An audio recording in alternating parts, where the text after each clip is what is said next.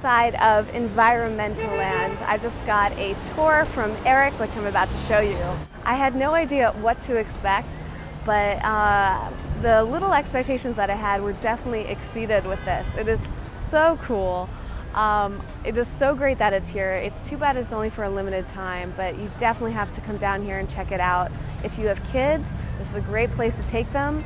But if you're a kid at heart, you can definitely come and enjoy this.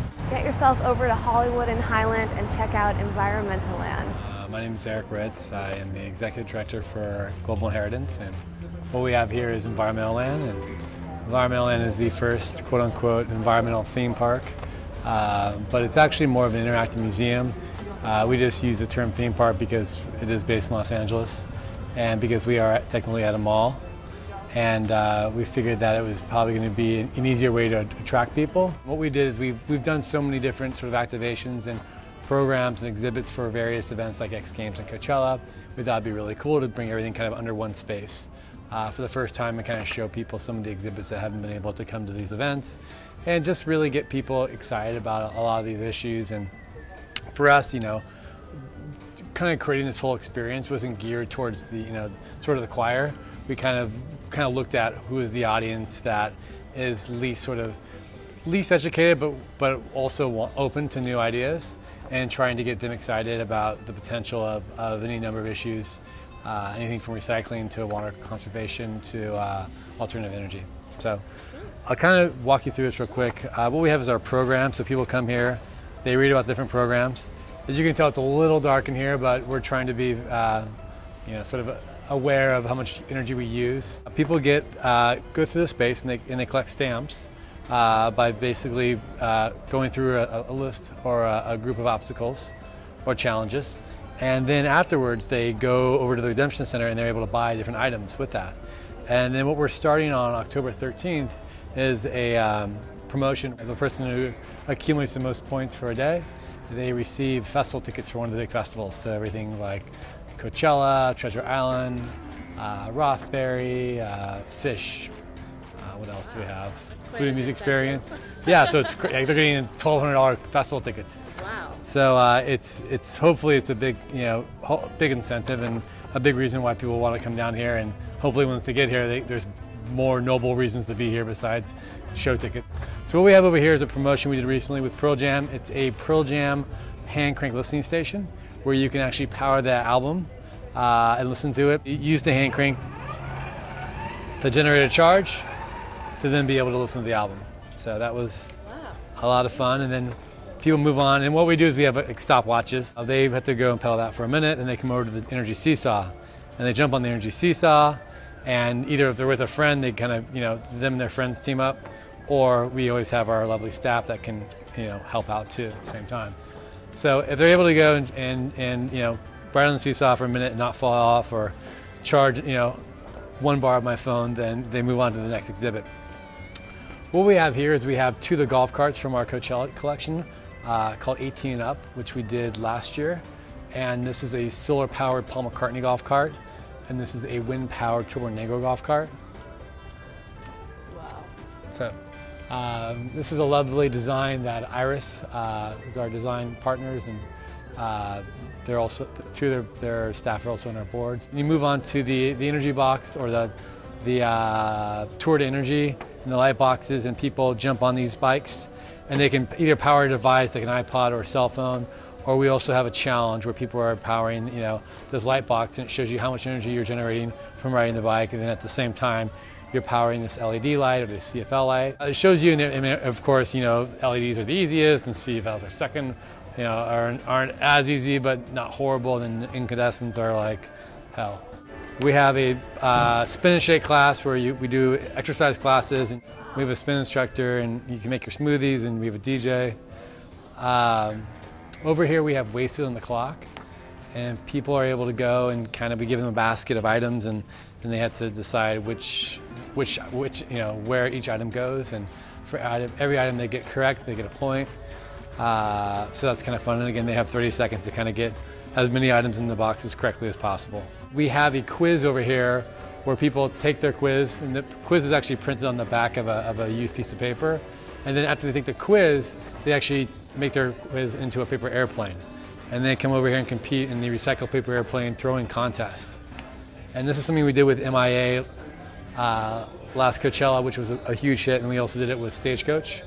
And people have a lot of fun with it, so we thought it'd be great to integrate it here. And so that people then throw their items over here. I'll grab a plane real quick. I think this is my health insurance, like, great. So they didn't throw it. I'm not sure how I'll do, but. Oh. And then over here we have the organic challenge.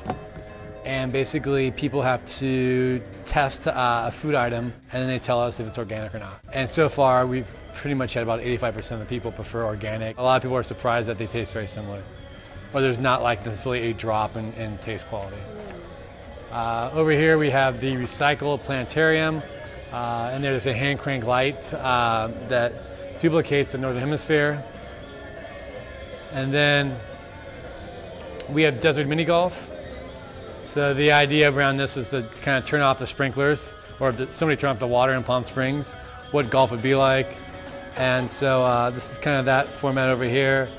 We have, this is sort of a dam, to kind of, show what people do, how deserts are also formed when you dam all the water. We have our Franz Ferdinand golf cart over here. And then of course, probably our most popular one, which is the Amy Winehouse ethanol golf cart. That runs on jack. Whoa. Over here we have the mini bin design area. And basically it's an opportunity for people to kind of design their own little recycling bin because a larger bin would take way too long. And we have different artists that come in and teach classes and kind of like curate or make special appearances.